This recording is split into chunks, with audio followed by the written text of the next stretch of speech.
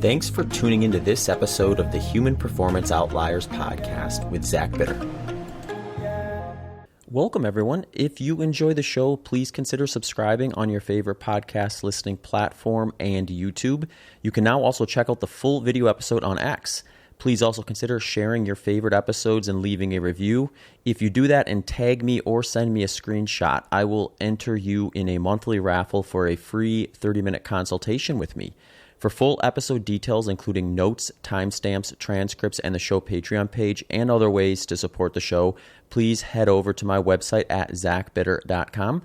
There you can find all my coaching services, including some new offerings for 2025. You can also sign up for my Substack newsletter, where I have been publishing my training journal weekly, as well as other topic-based posts. If you have any questions or feedback, please don't hesitate to reach out to me on my website or at hpopodcast@gmail.com. A big thanks to Element, Delta G Ketones, Currents for supporting the podcast. A full description of how I use these products can be found at the end of the episode. Discounts, promotions, and details can also be found in the show notes and at the end of the episode.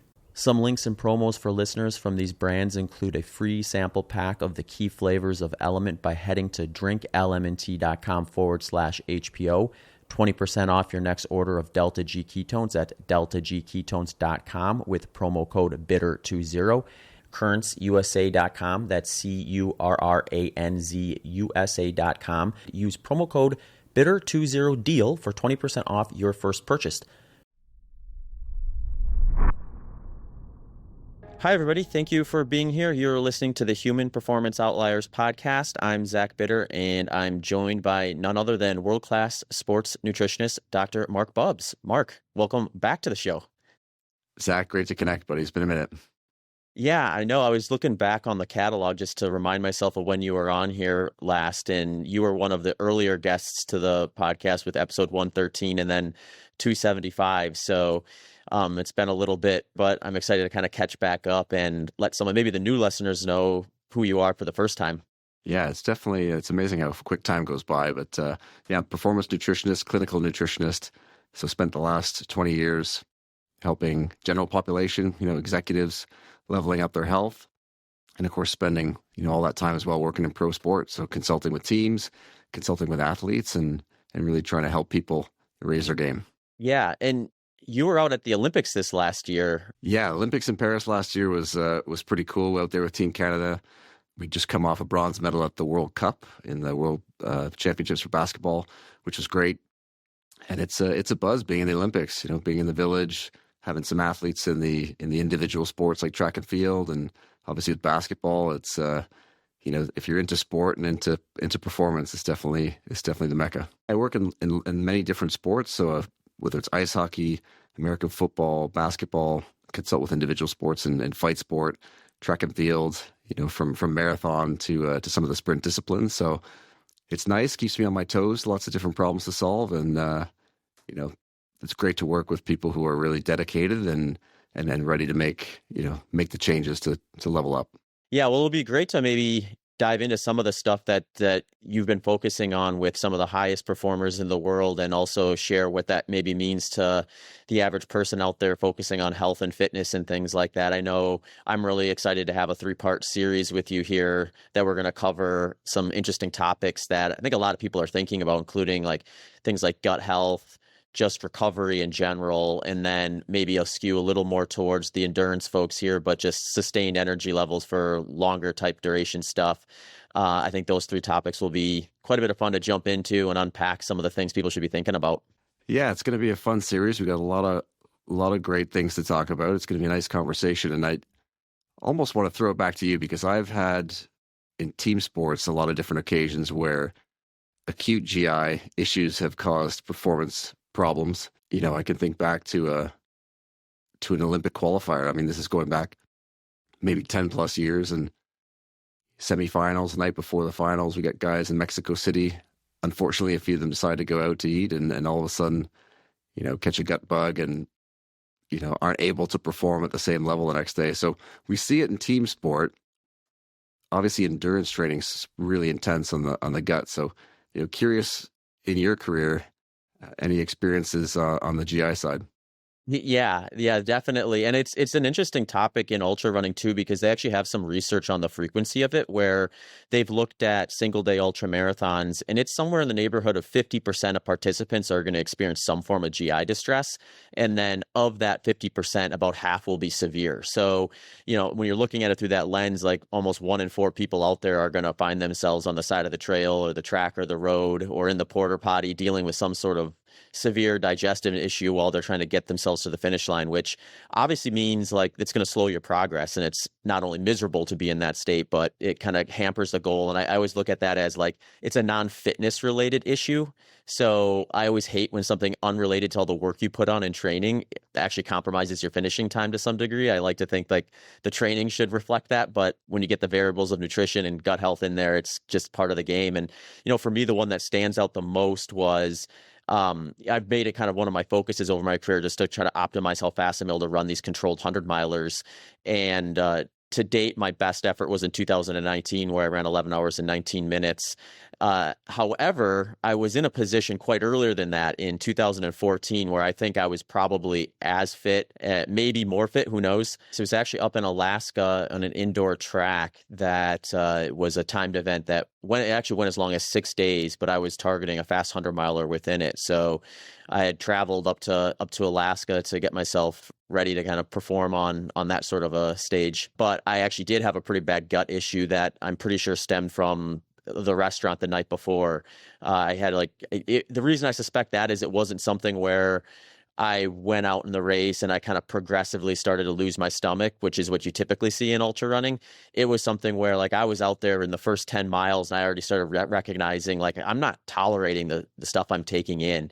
And I switched to like basically all liquids at one point, but that didn't fix it entirely. I ended up pulling off the track and using the bathroom, I think I counted like 17 times over the course of that race. So afterwards, I finished, I gutted it out. I think back to that, I was like, I don't know how much I would have gutted that out nowadays versus when I was younger and a little more kind of like in the spirit of get there at all costs type of a mentality. But I looked at just like the stoppage breaks and then just realistically how much you could maybe phase into just like the interruption of going and getting in the zone and then getting pulled out of that due to digestive issues. But my math had me being a lot closer to the world record than I ended up being with 12:08. So that's one I always think back on. Had I avoided that restaurant and that burger I ate the night prior, maybe I would have had a different trajectory in terms of how my racing went along the way. But we learned from those things too. So who knows, maybe that taught me some things that I was able to carry forward and optimize in the future too.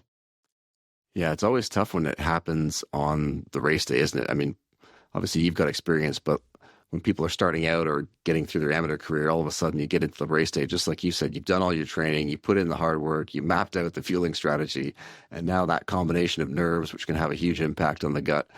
And if you're traveling to an event, like all of a sudden you got to eat at a restaurant you're not used to, and that throws you a little curveball. So I think making those changes on the fly is definitely a skill, isn't it? I mean, it's crazy to think that you could have smashed that record even with all those pit stops. Yeah. I don't envy the custodian for that facility by any means after after that event. Yeah, I mean, you did mention something that I find interesting too, because it is like a topic I'll have with my coaching clients, and I think about myself too, is you have like we try to replicate things in training as best we can to prepare for competition. Ultra running is a little unique where you're oftentimes exploring quite a bit longer than you're able to really realistically replicate in training outside of doing training races. But you do have that uniqueness of being at an event and the things you're going to do that are going to generate different things like nerves and that sort of stuff, and how that maybe impacts your digestion. Is there anything that you do with just like athletes as they're getting closer to competition, or is it something you can work on with smaller events to kind of prepare yourself to be ready for that variance in terms of how your body's going to maybe respond to digestion when you're at a big event like the Olympics or something like that? It's a really interesting one because that visceral hypersensitivity of the brain connection to the gut, which it's hard to simulate unless you're at that big event, right? And so for me, this is where training in groups, training with different groups, putting yourself in positions where you're uncomfortable helps, because if everything's mapped out and comfortable and planned, that's great. Obviously, we know in endurance sport, right, consistency is king. Those who show up the most end up having being able to train the most, adapting best, recovering best, and ultimately performing best. But how do you get into those positions to stress yourself a little bit more? And this is where, there's no clear-cut answer, but things like breath work, which I'm sure, you've done in the past is great. There's lots of different modalities on that side. Even things like cold water exposure for some can be beneficial.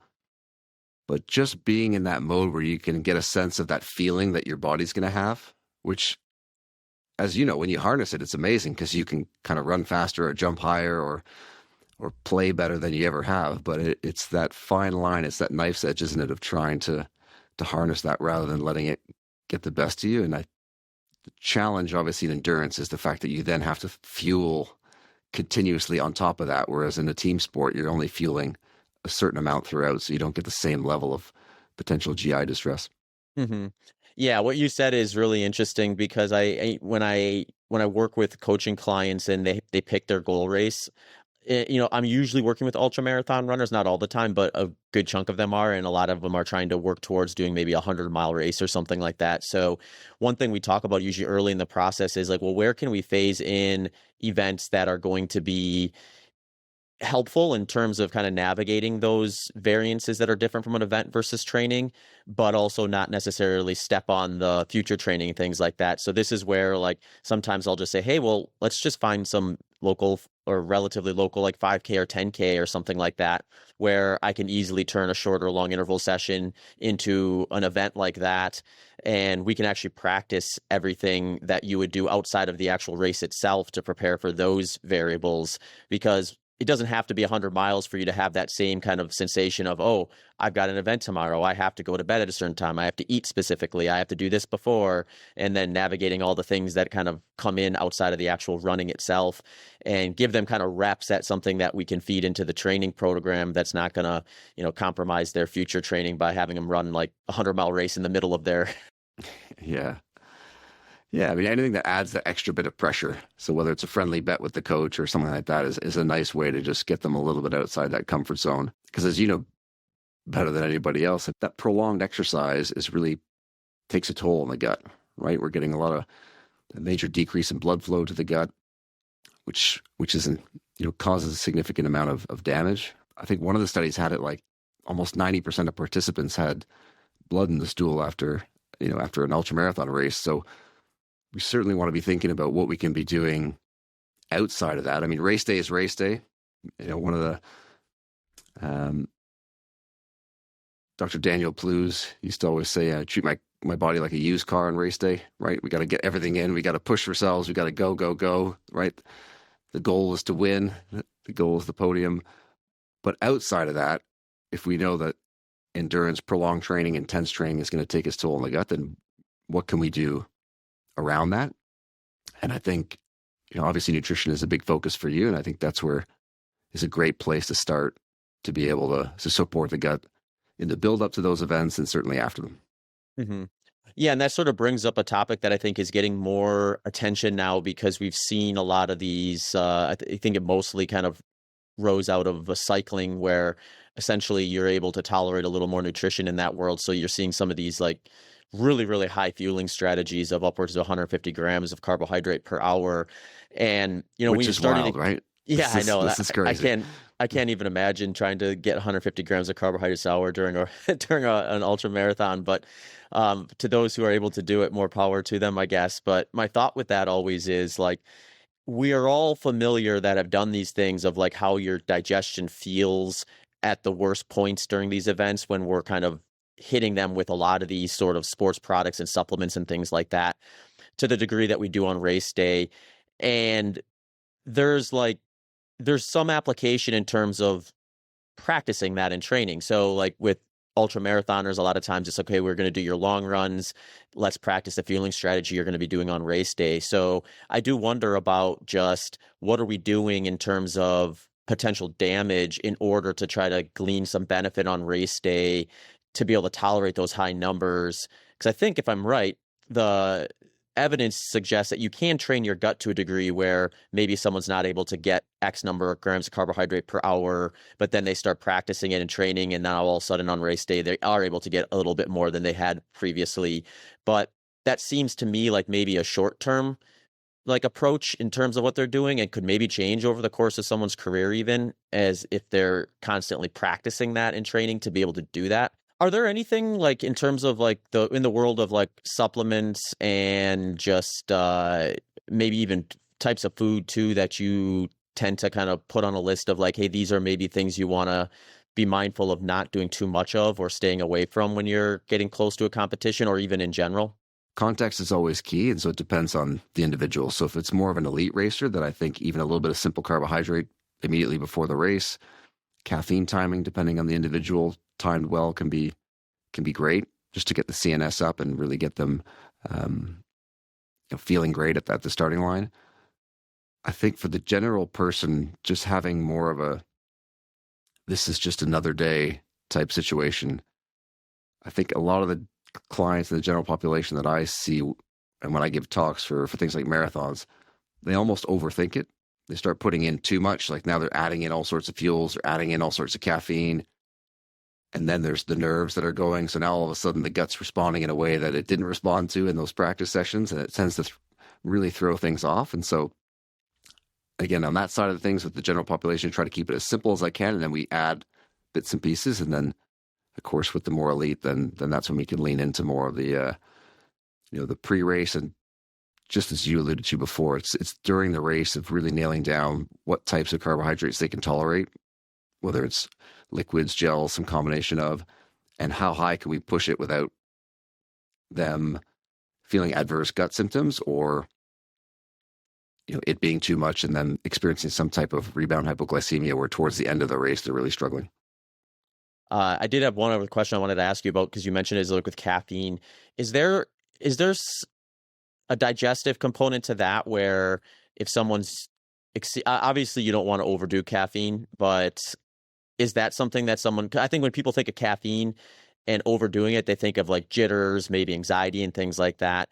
But when we get into the world of kind of forcing that state, is there a digestive hurdle someone could create themselves by overdoing caffeine during a competition, as well as just the other side effects you might get from doing that?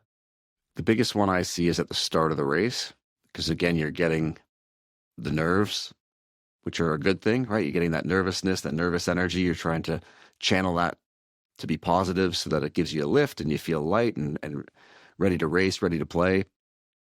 The challenge, again, is that visceral hypersensitivity will make the gut more likely to want to clear itself. And this is normal, right? You see NBA players, NHL players before a game, right? The bathroom's a busy place. People are getting ready to feel light. And so if you then add caffeine on top of that, especially from in the form of a drink, because certain individuals will definitely, when they have a coffee, right, stimulates voiding. So they're going to want to go to the bathroom. So all of a sudden, if you start stacking on the pre-game or pre-event jitters with, a drink of caffeine, that can all of a sudden really throw things off when you're not in a stadium or a locker room where the bathroom is just around the corner. You're at an event and, it can be challenging to figure out where the toilets are at some of these events. So that's one that I would, if it's a new client, we would work around different strategies. Gum can be a really good way of doing that. Typically through the race, I would see less of that if they've tried it previously. Start of the race, gums are a nice strategy, and just trying to keep it as little as you can, just because, and this is where experience comes in, as you know, because you're going to have the jitters when you've done multiple events, but in a way that's dampened down and that you can control and harness, versus that first time you're doing it. It can be a lot, the energy, even just the people in the crowd, all that type of stuff. So, that first time, people definitely need to play it safe. Yeah, absolutely. And it is one of those things where like my mind always goes to endurance events and the potential issues with that. And I don't always think about that when I'm like watching an NBA basketball game or something like that. But those guys and gals have to deal with that too. And yeah, you imagine, and to some degree, maybe even more nerve inducing because they're in a stadium in front of thousands of people and maybe on national television. So if they have a bathroom issue, they'll be on ESPN the next morning for all the wrong reasons. Well, there was a golfer who went at the Masters, which is quite a obviously a renowned tournament, a bit like Wimbledon, where they're just meant to follow the rules. And he he was a young guy. He had to go to the bathroom and went to the bathroom in a famous creek in the back nine. That was very frowned upon. But you're right. I mean, in the Premiership, in professional soccer, I mean, halftime is a great time to use. They use the caffeinated gums. And again, with gum, you're getting the buccal, the oral uptake of caffeine. So it's much quicker, right? 10 to 15 minutes, you're going to get that effect versus having, when you take a cup of coffee, it can be up to 60 minutes for it to reach peak volume in the blood. So that can be a nice acute strategy. Mm-hmm. Yeah, that's really interesting. Yeah, the timing is sometimes the big one there with a lot of that stuff is when do you take it and how much of it. So it's always interesting to kind of see the different vehicles and how they kind of change that timeline to some degree. Yeah, timing's everything, right? So it's certainly planning things out, which endurance athletes do really well, much better than team sport athletes, right? Having things mapped out, planned out. But that said, the veterans in team sport, those are the ones that have a routine and they stick to their routine. They're always willing to try things, but they'll always be tried in practice sessions. And then if it's something that works, they'll put it in and they keep it in the rotation. But having that consistency is massive for being able to perform when the pressure's on. What do we know about different potential supplements or things that people can do to maybe help create a better gut biome? Have we gotten to any kind of evidence to where it's like, okay, this is probably generally a good protocol for people to do if they're interested in gut integrity and gut health? It's a fascinating area, and that idea of the athlete gut microbiome, these signatures that we tend to get of the different groups and phyla of bacteria in the gut of active individuals or healthy individuals versus, unfortunately, the overweight, hypertensive, type 2 diabetic has, again, a different type of signature. And so just conditioning is one of the missed things. So it's great from an endurance standpoint. Just having a level of aerobic conditioning is a great way to improve gut function. Because when we look at some of the best, the healthiest guts at this point tend to be the most diverse guts. So when we talk about gut diversity, having a better aerobic base is a great way to build out gut diversity. And we see this in athletes, even in athletes who have not the best diet, right? Like younger athletes who have a very, let's say fast food type diet, right? Just that impact of exercise is such a powerful signal on the gut. From there, in terms of gut diversity, when we look at someone's diet, we're building things out. We always want to think of fiber, right? So getting enough fiber in, whether it's from the complex carbs that you're getting in, fruits, veggies, this is really key. And again, the older the athlete, they tend to be adding more real food, whole foods in as they go, which is fantastic. The younger athletes are the ones that typically need a little bit more help. And I think one of the areas that gets unnoticed is the impact of prebiotics, because prebiotics are a great way of increasing gut diversity. And again, if you just think of a lot of the fruits and vegetables that you're taking in, a lot of the complex carbohydrates, things like your brown rice or your oats, you're going to be getting an impact there. But for endurance athletes with that increased stress in the body, the increased demand on the gut, it's certainly one that you can think about in terms of supplementation. So we got lots of different strains of probiotics, and they can become quite specific for the condition you're dealing with, the individual. Whereas when we're focusing more on prebiotics, we're actually just helping that individual build up more diversity in the gut, which is, again, at this point, one of the hallmarks for a healthy gut. And it seems to translate to even a healthy individual when we look at that association. Yeah, that's really interesting. I guess I hadn't thought that exercise alone had that big of an impact on gut health. Can you maybe describe to us a little bit about how that process actually works? It's definitely one that, years ago when I realized this really blew me away as well. I was actually working in a clinic. This is going back 15, 20 years in Toronto. We're seeing a lot of patients with really complex health conditions, a lot of them gut related. And as part of the facility, there was also a training component. So I would be actually training the clients, helping them get better conditioning, better aerobically fit, stronger. And we were seeing in those clients much better outcomes in improving, the gut conditions in those populations, in those clients. And when you look at the research, it's really interesting because athletes tend to have better microbial diversity, right? They tend to have better gut diversity than the general population. And this is even in younger athletes. So this is irregardless of the diet that they're consuming. And so just conditioning aerobically sets the terrain in the gut to be able to promote more of those beneficial keystone bacteria. And it does help to keep more of the renegade, quote unquote, bad bacteria at bay. And so I think that's often on the clinical side, a missed area where we can actually, rather than just providing more and more supplements for clients who are struggling with GI conditions, getting them moving more, whether that's just walking more, walk, jog, better conditioning. And then, on the athlete side, it's a big win, but we certainly need to, especially with the younger athletes, find ways of then, gradually over time, starting to build out a bit more variety in the diet so we can help them with the food inputs being beneficial as well. Awesome. So step one of good gut health is just getting out and moving around. Yeah, it's real novel, right? Movement is good for you. Yeah, that's all really interesting stuff, and I think it makes total sense. I always wonder about just if we get into like certain populations too. I'd be curious what you see with some of the professional athletes you work with that have like really high energy demands, because I know for me, like when I'm in off season, it's like I'll eat all sorts of different vegetables and fiber rich foods and things like that because I'm just not asking my body to get out and perform. But when I'm in like my big training blocks, it's like I might have a training session first thing in the morning that's a couple hours long, and then like another session in the afternoon in the strength room, and then maybe another run in the afternoon. So there's like these very small windows of time before I'm asking my body to get out and move again. So things like broccoli or like fiber heavy type of foods just are difficult to justify digestively. So I always wonder about that. It's like from a supplementation standpoint, if it's better during like certain phases of the year when it's a little harder to try to get as much fiber in as you would otherwise, because in order to meet my energy demands, I'm tending to actually skew maybe a little more to low volume, lower fiber foods just to get the calories without the bulk, I guess is the way to say it.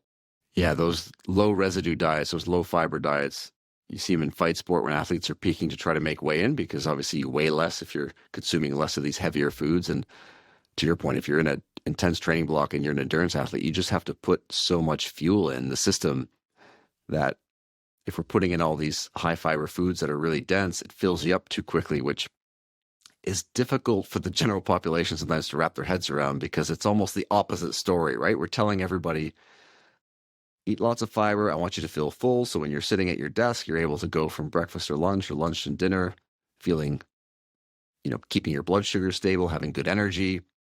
And so this idea of reducing that to just put more energy and more calories in is always a tricky one for the, for the typical person. But absolutely, when you're getting into these situations, and you see it in sports like American football and rugby as well, when athletes really need to consume a lot of calories, the fiber intake is going to go down. And that's by design. And this is a great example of when you can then add something into the individual's regime, things that can be added into their shakes, things that can be added into, juices, foods or drinks that they're already consuming, that are going to take the edge off the fact that, they're moving towards the tip of the spear in terms of performance. And I like to often think of it, as a triangle. We've got, health on one side, body composition and performance on all the ends of that triangle. And as you move towards one side of the triangle, you're sacrificing to some degree the other aspects, right? And so as you push towards performance, we start to sacrifice health, right? But the interesting thing is if we can maintain that, because we've got the data to show that, international elite competitors get sick less often than national level competitors in endurance sport, who get sick less often than regional, athletes at that level.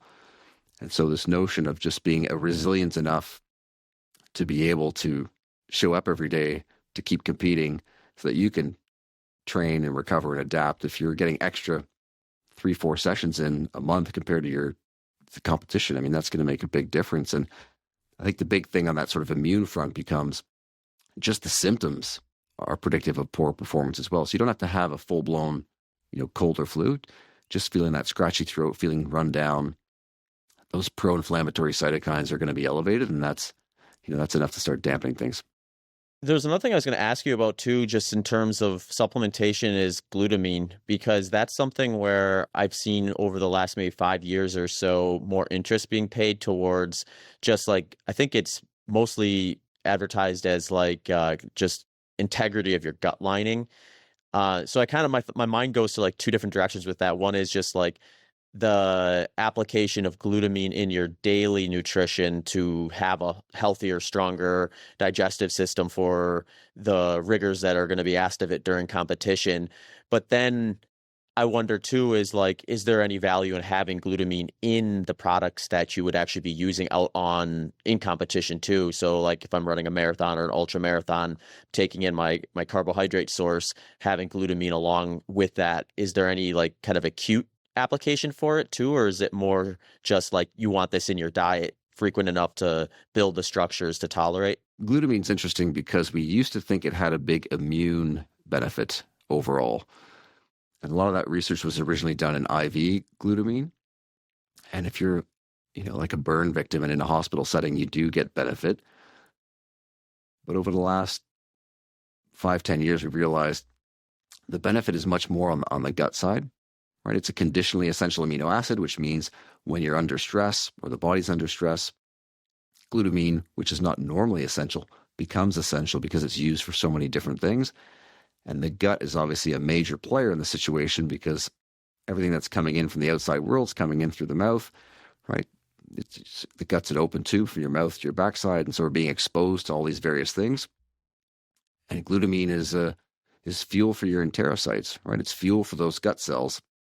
And so if we go back to that idea that as you increase training intensity or you increase training volume, so more prolonged training, you basically get a dose-dependent increase in these pro-inflammatory molecules, cytokines, right? So you're getting all this damage happening in the gut, which the gut then needs to repair. And, it certainly can do so with the building blocks, but that glutamine is a key fuel for those gut cells to keep them happy and to maintain that integrity in the gut. So for endurance athletes, it's massive.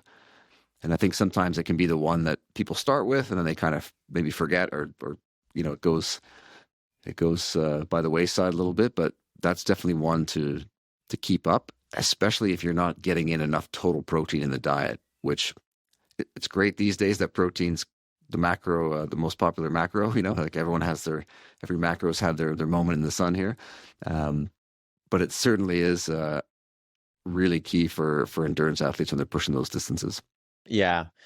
Yeah, is there because I know like the one tricky thing I think about the supplement world, and to some degree, I mean it's kind of funny. I mean, you go online and you see like typically see the polarizing sides of any kind of topic, and you get you get like the biohackers who are taking 150 supplements a day, and then you get the people who say like you don't need any supplements, just eat real food. And I'm like, okay, well, the answer is probably somewhere in between these two extremes. And where I think a lot of times supplement companies will leverage that is they'll add a product that has an application to it, but there's really no real consistency within their the dosage that they're putting in that product versus what the research actually suggests the amount would be needed to show the positive benefits of. So like with glutamine, is there like a general recommendation for that in terms of like I should be getting like say like 5 grams of glutamine per day or something like that? Yeah, I mean, you hit the nail on the head with that in terms of it gets tricky in the supplement space because oftentimes people are adding bells and whistles just because people recognize a certain new trendy herb or whatnot, and so they want to put that in the label. Or we go with just more of ingredients, like a bigger amount, let's say, of B vitamins compared to the competition when in training, more isn't better, right? Like I don't need to tell you. I mean, although in the ultra, obviously there's a lot of more, but when you're mapping out a plan, you've got an amount that you're going to do. And if you're adding too much, then that's not just a bad thing, but a very bad thing. And it's strange in nutrition, particularly in supplementation, that we tend to get to these supraphysiological doses, right? Not just the amount that you get from food, but these very high amounts. And that's when ideally we should have a reason for that, right? Rather than just taking that in all the time. And so this can get tricky on labels because, again, for things like B vitamins, 100% of RGA, heck, if you want to go up to even 200%, that's great. But when you start getting to 10,000% of a water-soluble vitamin, I mean, this is when the doctors are right. You're just got expensive pee at that point. Yeah, fluorescent green pee. Exactly.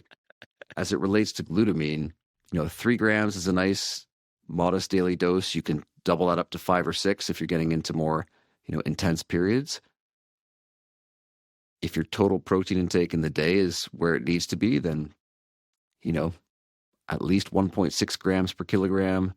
If you're really pushing in an endurance space, maybe up towards 1.8 grams per kilo. But as you alluded to, and we talked about before with the fiber, protein can sometimes be a bit tricky because if it makes you too full, then we struggle to get in the rest of the calories and the carbohydrates to help with the training. So that becomes a bit of the art of the practice of figuring out, where's that inflection point for the individual. But yeah, when it comes to glutamine, I'd say 3 grams is a nice dose to start. And then, pushing that up towards 5 or 6 in intense periods is a good way to go. Awesome. Yeah, it's always good to know that, because I think, well, and there's also just the context of like how much of whatever product you're consuming are you going to take too, because I know for some things it's like if it's something I'm having once per day, then I probably need all of it, versus something I could be doing on like a heavy training day, like 5, 6, 7 times. And it's like, maybe I don't want the daily dose in each one of those. Same logic with caffeine, I suppose. Yeah. And it gets tricky when you're trying to, just as you mentioned, when you're trying to add more of a certain thing. If the multivitamin is not built out in a certain way, all of a sudden you're starting to get really crazy high doses of one particular nutrient when what you're after is more B vitamins. So yeah, certainly countertops full of supplements is definitely something I've seen a lot between athletes and the general public. And nutrition's a funny space because you can talk about any one nutrient and make it, and it sounds great. It does a lot of great things. So we want more of it in the diet. But it's just like on the training side of things, of trying to map out what do people really need for foundational nutrition to cover all their bases, especially for the high performers. And then from there, we can start to individualize and personalize via the diet, and then, via any additional supplements. Because I'm not sure for you, but I definitely see when it matters most, this is maybe more so in team sport, because endurance sport, you guys are more compliant as a general rule than a lot of the team sport athletes. But when it starts to matter most at the end of a season, we're in the NBA playoffs, NHL playoffs now. This is when some athletes can get pill fatigue, and it's hard to get things in, which is frustrating, because this is the time when it really matters, right? This is the time when, through a whole season, cortisol levels are highest, recovery is going to be more challenging. We have got compressed schedules, so there's more games in a shorter amount of time. So yeah, lots to think about.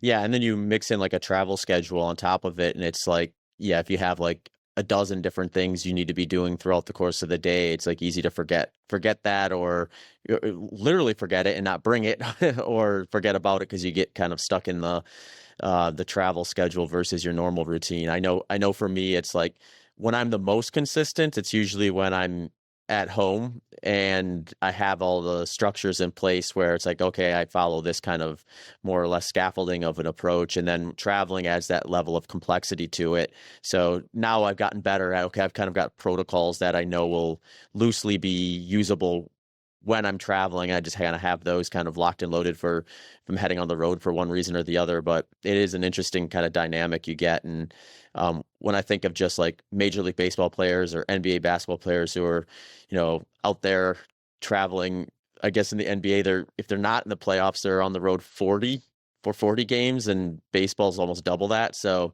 baseball's crazy. Hockey probably too. Yeah. Mm-hmm. So yeah, it makes sense. To your point, like in my practice, I'm always trying to automate as best I can, right? You've got a lot of people in your performance circle, the coach, the nutritionist, the therapist, a lot of different people. And so how do we help people to streamline things, right? To make it just easy and natural and something that they do every day. And I think there's a nice transference there to the rest of us in the general population, right? I've got 3 young kids at home. You're busy, you're traveling. It's not always easy to fit everything in and have to always go back to the to-do list, to have to look at, what you're trying to do. And so, the more you can automate and just make it a habit and part of your daily pattern, whether it's on the fueling side or the supplement side, it's not only does it have a bigger impact, but it's much less mental load. Like I'm sure you have the clients where it's like, gosh, the to-do list is getting massive of all the things. It almost becomes more stressful than even having to to achieve all those things, right? Yeah.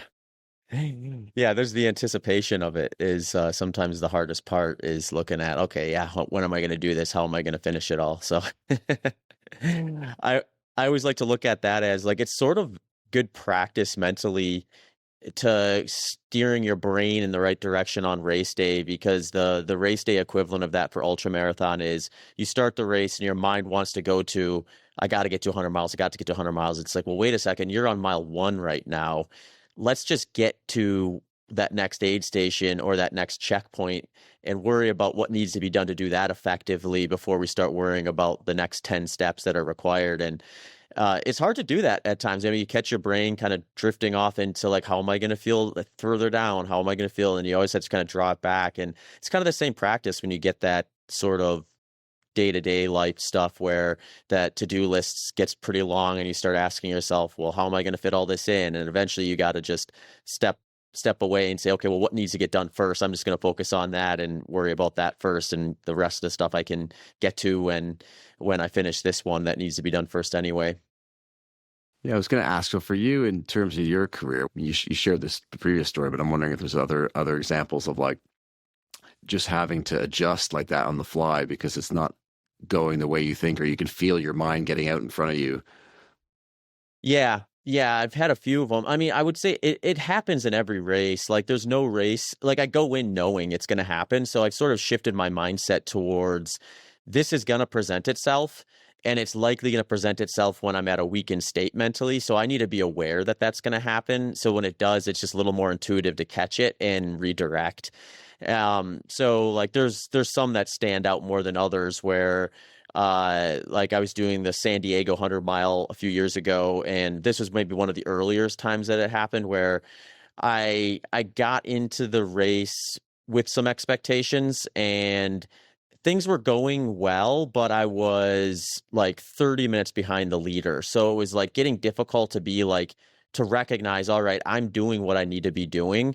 I can't be worried about that person up there because, I mean, either they're going to crush it and there's nothing I could have done about it, and I was just going to do myself more damage trying to chase someone who is going to run a faster time than I was able to, or they're making mistakes, and if I keep doing what I'm doing, I'll eventually catch up to them. And I sort of had a spot in there where, it was a little more difficult to make that mental shift. But then I remember distinctly getting into an aid station where my crew was, and they were just like, you're doing great. They got me everything I needed, and I headed out. And I, like, that point, I kind of shifted my mindset to like, okay, stop worrying about what he's doing up front. Keep doing what you need to be doing. Check these one aid station at a time. And I kind of went through that process, and I eventually caught up and passed him through the last aid station on the course and ended up winning by a few minutes. And had I gotten too far ahead of myself at like 50 miles and thought like I got to close this 30-minute gap in the next 10 miles, I probably would have ended up blowing up and having a bad finish myself. So that was the first one that kind of taught me about just really the mindset of these races. And I started applying that in training a lot more specifically after that, where instead of just going out and doing like a long run for the sake of doing a long run to physically prepare, I would start putting myself in these mental spots and kind of doing dress rehearsals. So if it was like a 30-mile run, I would just envision myself during a certain stage of the race and thinking like, how do I want to actually be thinking about this section of the course? And just working my mind through that as I go through that training run. And over the course of a training plan, that might be like the first third, the middle third, the last third, whatever it happens to be. And you're just acquiring all these different kind of mental dress rehearsals. So then when I got to the race where I ran my fastest 100 mile, I sort of had that framework in place of like, it felt like I had done it a bunch of times, even though I was in uncharted territory for myself in terms of, how fast I could go in 100-miler. But, you're still navigating that. I remember at like mile 40 in that particular race, despite all that kind of dress rehearsal mental work, I started asking myself, maybe it's not, I had run a couple splits that were a little slower than I wanted. I was like, maybe today's not the day. Maybe I should just accept good versus great and kind of behave accordingly. But my mind quickly caught that and was like, okay, let's just go get back on track for a couple miles. And then if I'm going to make any sort of like plan adjustments, I'll do it there. It's like, I'm not going to do any more or less damage in the next 2 miles.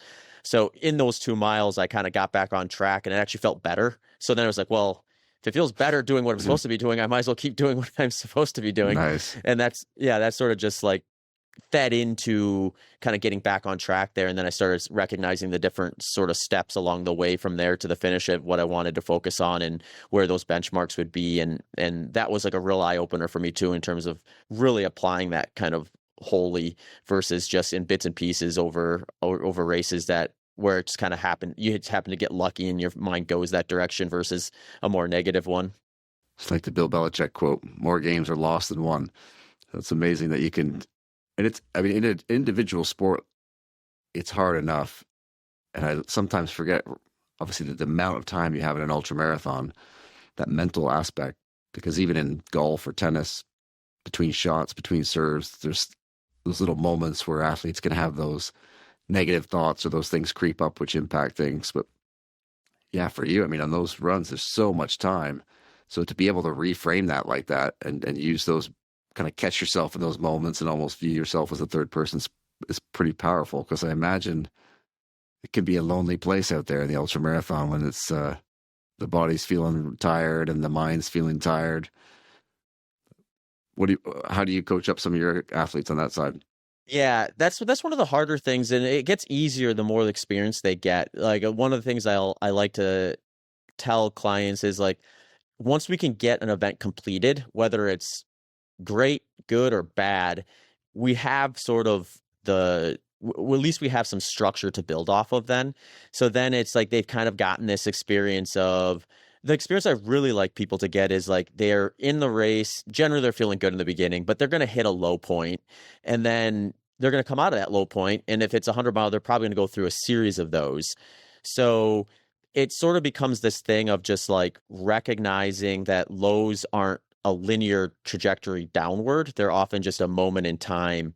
So the more I think you can start to connect that sensation to things that you're doing more frequently and can practice, the better. So it's like teaching them to recognize, like in a short interval session, if you're doing 10 short reps, chances are at 2 or 3, you're going to start questioning whether you can get to 10. But then you just pull yourself back and you're like, all right, I'm going to focus on 4 before I start focusing on 10.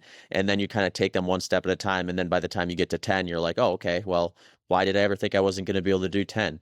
So it's like an opportunity with a relatively unspecific intensity or workout that we're doing maybe earlier in the training plan that gives them an opportunity to start practicing that early.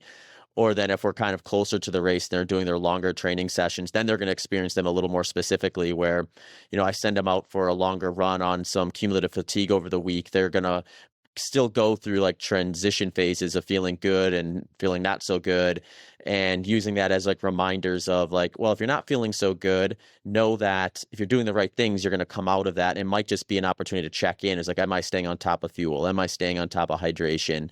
Am I taking care of myself and doing the things I need to do to promote feeling better rather than worse? And then they start making those connections too, where it's like, oh, when I hit my fueling and hydration or I time my caffeine properly, I generally have a little bit of a smoother track versus a really high and really low track. I was going to say, it's interesting you mentioned that, because that idea of things getting linearly worse, it's obviously a very different context, but when people are sat at their desks mid-afternoon and the blood sugar levels are dropping and they're starting to feel tired, it is a funny thing, isn't it? We sort of, there's a level of doom of like, is this going to keep going? I feel so exhausted, so tired. And we immediately reach for, the sugary thing or the caffeine drink. But just like in your example with the ultra marathon, you sit with it for a little bit, or you have some water, and 10 minutes, all of a sudden you're coming out the other side of it. So I like that parallel there of people having to just endure a little bit of discomfort and sitting with it and seeing how long it takes, because human body is pretty amazing, right? The physiology is gonna work itself out if you give it enough time. Yeah.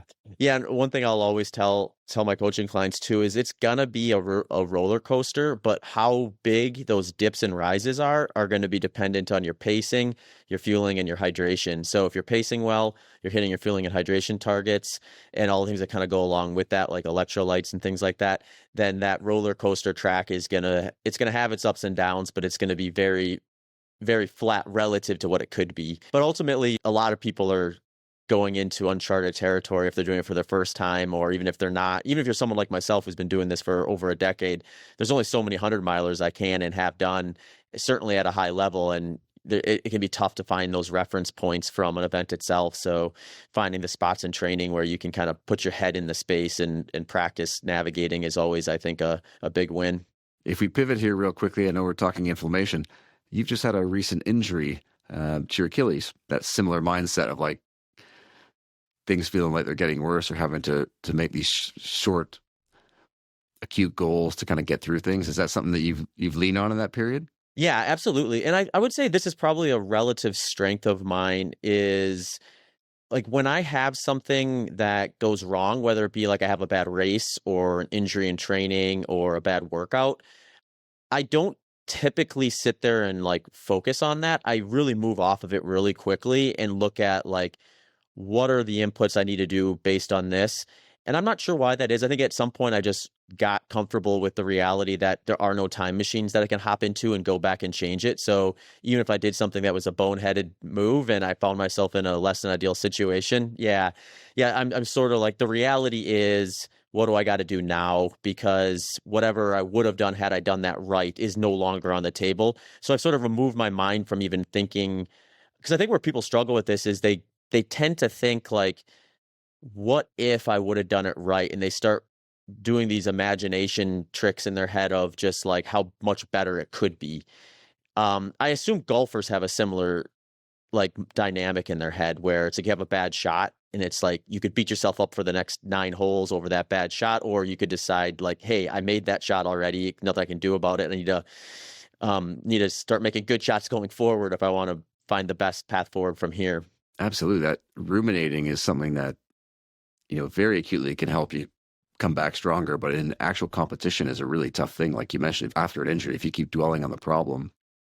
And, friend of mine, I grew up with Sean Foley, who was Tiger Woods' former golf coach. And, he would say about these great players, just like yourself, having a mindset of like, once some of these things have happened, they just turn the page.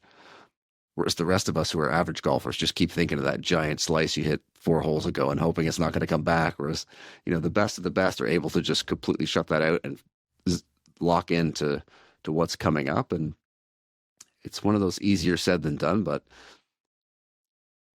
I always find it fascinating, again, if we bring this all the way back to the gut, of the more you ruminate or the more you have, symptoms of anxiety or experiencing anxiety, that completely changes the gut bacteria, right? We see reductions in some of the keystone bacteria like lactobacilli and bifido. So again, all these loops start to intersect of, what you're eating and the sleep and getting the right training plan, and all these things start to contribute to even leveling up the mental performance skills that you might incorporate to be able to prevent some of that, rumination and negative self-talk. Yeah.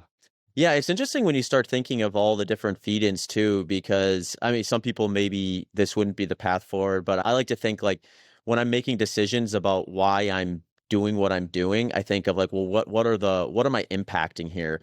And if I have like same thing with food too. It's like, if I eat this, is this going to be something positive, something negative? But the more information I have to steer me towards doing it or not doing it, for me, the better I get at making the right choice. So like if I'm sitting there and I'm thinking like, oh, I could behave like this, but I'm not just impacting the people around me or myself in that moment, I'm also impacting my gut biome. Now I'm maybe consciously have one more reason not to do the negative behavior. Well, it's one of those amazing things, again, of when you see the high performers, they're really good at, on the front end, being very analytical and taking their time through a decision. But once the decision's been made of how they're going to execute something, it goes into the automatic bucket, right? There's no more of this second guessing and all the rest of it. They just move forward with that, until it's another time for reflection, whether it's at the end of the week, end of a month, end of a training block. But that's a big one for folks as well, of just constantly trying to be the assessor rather than just the person executing, especially when you're coaching people, execute the task, evaluate yourself on that process. The outcome part, leave that up to the coach, leave that up to, it's going to be a result of the process. So that's always one that I find challenging as well. And again, you see the best high performers are just able to really, once those decisions get made, they just move forward with it with confidence. Yeah. Yeah, it's interesting stuff. And Yeah, I mean, before we kind of move on and transition towards the next episodes with recovery and sustained success, or sustained energy, I should say, is there anything else we should let the listeners know about with gut health that we haven't already talked about? Yeah, I think consistency is the best predictor of success. When it comes to endurance, it takes a toll on the gut. So having a plan of what you're going to do food-wise, so in terms of your nutrition, definitely make sure that's on point. Working with a coach so that your training plan is on point, because if it's too much intensity or too much volume or not mapped out well, and that's going to have an adverse effect on the gut. And then, in terms of supplementation, having supplements like the prebiotics, like the polyphenols, like the glutamine, as well as the other things you need for health in terms of a complete multivitamin, etc. Having those in your regime are really key. What I call the big rocks, right? Those are the big rocks that you need to really be able to perform your best. All right, Mark, before we let you go, I did want to ask you about some of the work you've been doing with ProBio, a product that I've been using, I think, since last year in November, when you kind of reached out and filled me in a little bit about kind of what you guys had going on over there. We're excited about it, and I appreciate you test driving it for us, Zach. It's taken us a couple of years to get it up to where we wanted to build it out. Pretty complex supplement in terms of covering all your foundational nutrition. So you can think of all the bottles of pills in your countertop. You're getting 16 pills with a payload in a scoop. So it's been fun. We've been live in elite and pro sport in the last 9 months. So already in 30 plus locker rooms, 200 plus athletes. And so we love testing it with different groups, team sport, male, female, endurance. So it's been really cool. And we appreciate you test driving it for us. And the feedback so far has been great. And if your listeners or viewers want to test drive themselves what some of the best athletes in the world are using, they can use the code endurance and save 20% off. Awesome. Well, thanks, Mark. It's been fun to catch up for episode 1. I'm looking forward to the next 2 from this series. Yeah, it should be great, Zach. I really appreciate it. Thanks for tuning into this episode of the Human Performance Outliers podcast with Zach Bitter.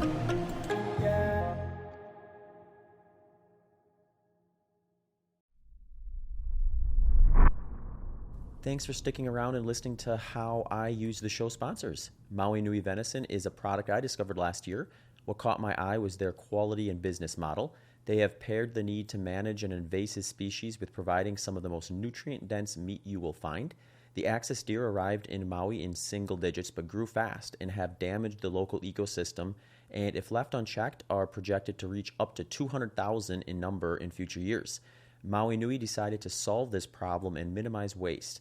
Axis deer meat provides 43% of your daily value of protein in just 107 calories and boasts a 1.5 to 1 omega-6 to omega-3 ratio, which is the most balanced ratio of any red meat. This same 107 calories provides 22% of your daily value of vitamins and 37% of your daily value of minerals. They have a wide range of products including ground venison, leg medallions, rib chops, strip loin fillets, and loin chops. They also make a beef stick that includes an option with organ meats, which makes a perfect protein-packed snack that I will usually have in the afternoon before a strength session. I've also been enjoying the ground venison for dinner, usually paired with steamed vegetables or a sweet potato. You can find a bunch of recipes and ways to prepare their products on their website at mauinuivenison.com. Element Electrolytes is my go-to electrolyte supplement. Based on my electrolyte loss rate of 614 milligrams per liter, I begin my day with half a packet of one of their hot beverage flavors with my morning coffee. I rotate through all of them, but my favorite at the moment is the chocolate mint. Later in the day, I have been having either a packet of their watermelon flavor or a can of Element Sparkling, which is their carbonated electrolyte drink. I usually have the black cherry lime or watermelon flavor for those. If you are curious about how to dial in your own fluid and electrolyte setup, check out episode 300 of this podcast, where I dive into some of the things you can do at home to gauge how much fluid and electrolytes you may need. A free sample pack with your first purchase can be found at drinklmnt.com/HPO. Delta G ketones is the best researched exogenous ketone supplement on the market. The research on exogenous ketones is constantly evolving. Delta G is responsible for much of it, hosting 50 plus published studies and 20 plus ongoing studies, and have received DARPA grants designed for special forces. Delta G uses ketone esters, which is unmatched in raising blood ketone levels when matched per gram. The best use case, as the evidence currently stands, is as a post-workout supplement for better recovery and or during longer, lower intensity sessions to help with mental focus. For this reason, I will have a bottle of Delta G Performance, that's the little blue bottle, after my biggest workouts for the week and during long run training sessions once I have been out running for about 45 to 60 minutes. Head over to deltagketones.com and enter BITTER20 for 20% off your next purchase. Currents, which is spelled Curranz, is a pre-workout supplement that I started using this year based on the mounting evidence that has started pointing towards them as being a potential endurance workout supplement that can help move the needle on things like recovery, blood flow, fat oxidation rate, reduce muscle damage, etc. They have 40 plus studies on their website if you want to check those out.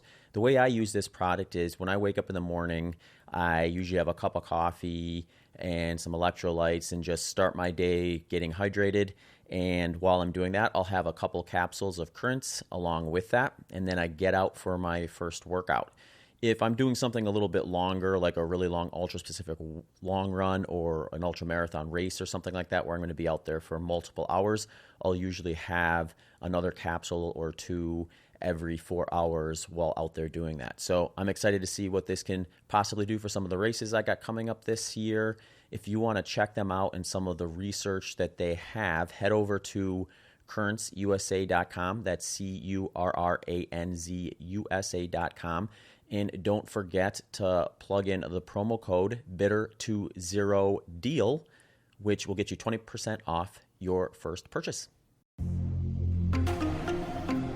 Thanks for tuning into this episode of the Human Performance Outliers podcast with Zach Bitter.